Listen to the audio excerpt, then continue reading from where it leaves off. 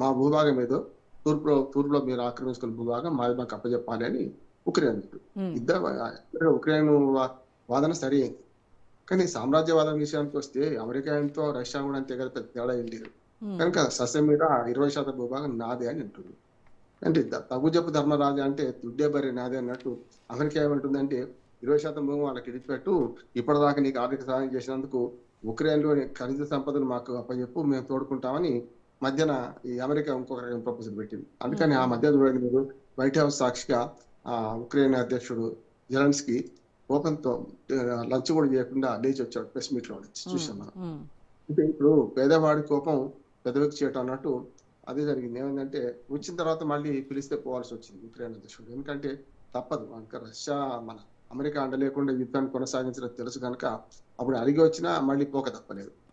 అసలు సమస్య ఏంటంటే ఇప్పటికి కూడా మనకు ఉక్రెయిన్ కనుక నాటో కుటుంబంలో చేరితే తనకు నష్టం పక్కలో బలంలాగా ఉంటుందని రష్యా వాదనలో నిజం ఉంది, కాదంటే. భూపి సరిహద్దులో పూర్తిగా మన నాటో కుటుంబ దేశాలకు, ముఖ్యంగా యూరోపియన్ దేశాలకు, నాటో కుటుంబ దేశాలకు రష్యాకు మధ్యన ఒక శాండ్విచ్ లాగా ఇది ఉంటే, అంటే మధ్యన ఒక క్రిషన్ లాగా ఉంటే బాగుంటుందని రష్యా అనుకున్నది. అంటే మధ్యన ఈ దేశం అడ్డంగా ఉంటే పెద్ద బాధ లేదనుకున్నది. కానీ ఇక్కడికి చేరుతా అన్నప్పుడు, నాటో కుటుంబం చేరుతా అన్నప్పుడు తప్పనిసరి వాళ్ళ రక్షణ వ్యవస్థను వాళ్ళు చూసుకోవాల్సి వచ్చింది. అది కాక నాటో కుటుంబం చేర్చుకోము అనే హామీ కూడా అమెరికా ఇచ్చింది. ఇప్పుడు జో బైడెన్ పోయిన తర్వాత, మన అమెరికా అధ్యక్షుడిగా ట్రంప్ వచ్చిన తర్వాత మేము నాటో కుటుంబం చేర్చుకోము అనే మాట కూడా అన్నారు. కానీ ఎంతవరకు నిలబడుతుంది అనేది కూడా రష్యాకు అనుమానమే. కనుక ఇటుపక్క పుతిన్, రష్యా అధ్యక్షుడు పుతిన్, అటు అమెరికా అధ్యక్షుడు ట్రంప్ కూడా 2-3 సార్లు సమావేశమైంది అలాస్కా వేదికగా. అది కూడా సంప్రదింపు ఫలించలేదు. ఇప్పుడు ఏమైందంటే ఒకరు చూపించేవారు, మీరు ఇరాన్ మీద దాడి చేస్తున్నారు, మేము ఇరాన్కి సాయం చేస్తామని రష్యా, మీరు ఉక్రెయిన్ మీద దాడి చేస్తున్నారు, ఉక్రెయిన్ సాయం చేస్తామని పక్క వీళ్ళు అని, ఈ 2 రకాలుగా చూస్తే మనకు అర్థమవుతుంది ఏంటంటే ఈ సామ్రాజ్యవాదంలో ఏ పరిస్థితులలో ఏంటి పెద్దవాడిది గెలుపు అనే పరిస్థితి తయారవుతుంది.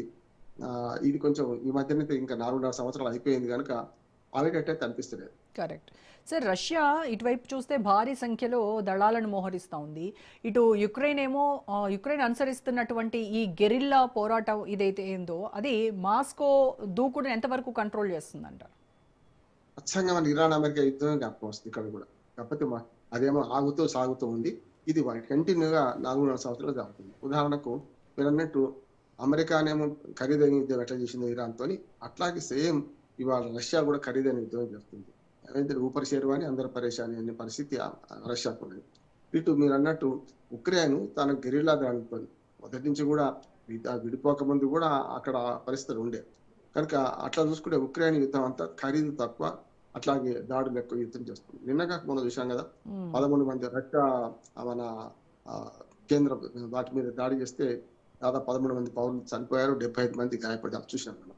అంటే గెరిల్లా యుద్ధంలో దొంగ దెబ్బ ఉంటుంది, అదే సరాసరి యుద్ధంలో డైరెక్ట్ గా అది వస్తుందని తెలుస్తుంది. కనుకనే ఇప్పుడు ఉక్రెయిన్ అనేది పూర్తి స్థాయిలో ఇరాన్ గత అమెరికా మీద ఎట్లా గెరిల్లా యుద్ధం చేస్తుందో ఇప్పుడు భూతాల యుద్ధం మొదలుగానే ఇక్కడ భూతాల యుద్ధమే నడుస్తుంది. కనుక ఆ భూతాల యుద్ధం అన్న రకంగా చెప్పాలంటే క్షిపణులు రకరకాల దాడులు చేస్తూ పెద్ద ఎత్తున ఇవాళ ఉక్రెయిన్ వాళ్ళు నష్టపరుస్తున్నారు, రష్యాను కూడా వీళ్ళు నష్టపరుస్తున్నారు. అంటే పిట్ట కొంచెం కూత ఘనం అన్నట్టు ఉక్రెయిన్ తక్కువ అంచనా వేయడానికి వీల్లేదు.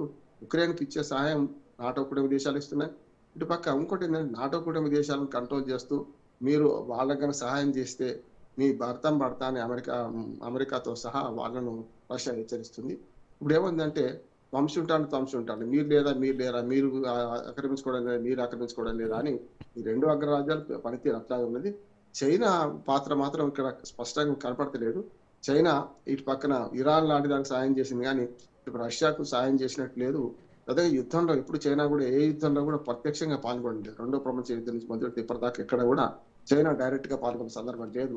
వాళ్ళకి సేఫ్ గా ఉంటుంది. కానీ అమెరికా, రష్యా అంతకుముందు పోటీదారులై ఒకరు 2 కూటమిల ప్రభుత్వం చూసినప్పుడు నాటో కూటమి రష్యాకు సంబంధించిన మిత్రపక్షాలు చూసుకుంటే అప్పుడు అట్లాగే నష్టపోయింది, ఇప్పుడు అట్లాగే నష్టపోతున్నాయి చూస్తున్నాం మనం.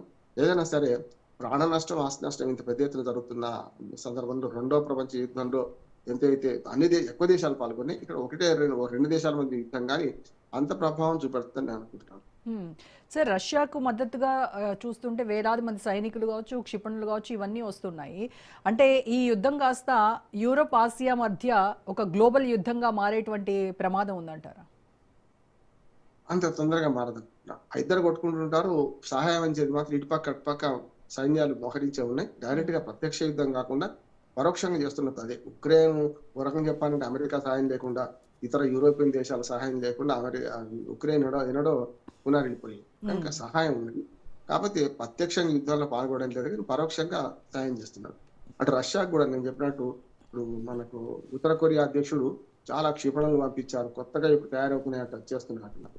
అంతేందుకు ఇప్పుడు ఉక్రెయిన్ కూడా మీ దగ్గర మా క్షిపణులను తయారు చేసుకోవడానికి అవసరమైన సాంకేతిక పరిజ్ఞానం ఇస్తాం, మీ ఉక్రెయిన్ భూభాగంలో తయారు చేసుకోండి అని ఉచితంగా ఇచ్చేస్తాం సాంకేతిక సహాయం అని చెప్పి అమెరికా అధ్యక్షుడు ప్రకటించి మళ్ళీ వెనక్కి తీసుకున్నాడు. మొన్న చూసాం మనం.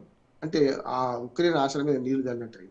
ఉక్రెయిన్ ఎట్టి పరిస్థితులలో అమెరికా దిక్కు చూడకుండా, అమెరికానికి సహాయం అందకుండా, మిగతా ఇతర యూరోపియన్ దేశాల నుంచి పరోక్షంగా ప్రత్యక్షంగా సహాయం అందకుండా ఎట్టి పరిస్థితుల్లో